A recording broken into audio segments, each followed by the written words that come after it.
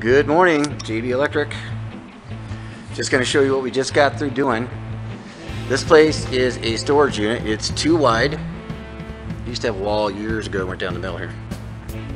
And it was a disaster. So what happened, there was a guy who came in here, and I guess for years he had an appliance business, and then he started messing with drugs and alcohol, and he got himself in a bad situation, and he had to get out of here. So it was just trashed when he moved out. So the electrical, needless to say, was just completely trashed. It was very bad. Years of just jerry-rigging stuff together, and it just came out really bad. So anyways, this here, if you're looking at this right here, this is suspended with caddy clips up to the purlins, and it's strapped it along the wall here. It used to have a drop ceiling. Now this is going to be a tenant improvement, I'm sure, so we're just leaving that the way it is. He might come in with a ceiling here or drop it down, or we might come back later and attach it to the wall, which we should do. But that wasn't part of our estimate. But what I had to do is I had to come over here first of all, and I had to manufacture this door. It's an old panel door because this panel door was gone. So I had to build something, and it came out really nice. And so there was just an old panel door I had in there, and I was able to make it work. So it looks really good, and it does what it's got to do. It doesn't look that good. And then here in the offices, what you have is the same deal. Oh, by the way, so what I did is I rewired these, and then I was able to pull it around. These are all disconnected. There were just wires hanging everywhere. So I reconnected them. This MC was up here. I went in and put a junction box there, ran it down here, and came across this conduit here, and then brought it down to that. There's a junction box that goes down to the switch leg right here. So those are all up and working. I had to connect them all together. And then there was tons of wires just hanging everywhere. That'll kind of give you a clue right here of what we had to do. Tons of stuff, just crap and stuff that we had to pull down.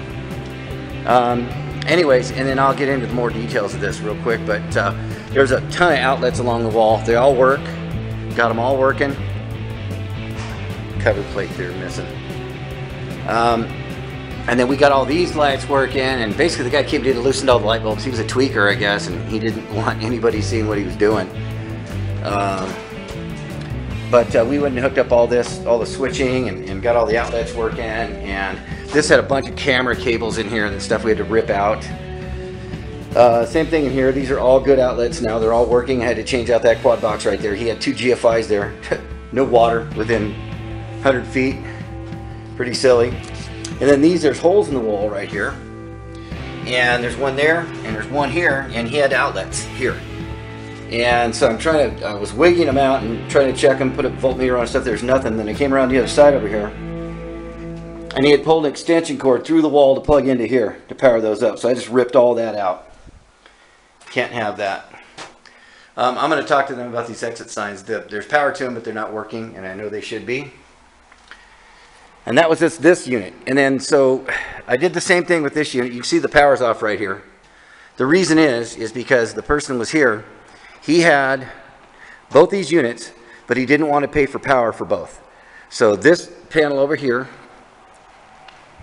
I put a new GFI in the wall over here too, and got this all up and working. That's all new. I troubleshot that to get that working.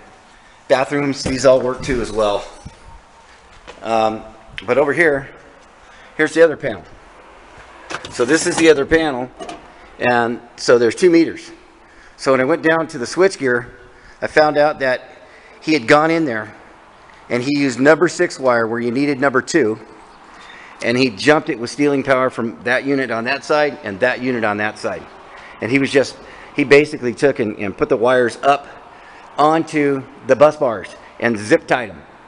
And so it could have completely caused a fire. And he cut into the number 1 wire or number 2 wire, and then he used water clamps to clamp around the number 6 and the number 1 wire so he could steal power from the 2 units next to him. So it was a bad deal.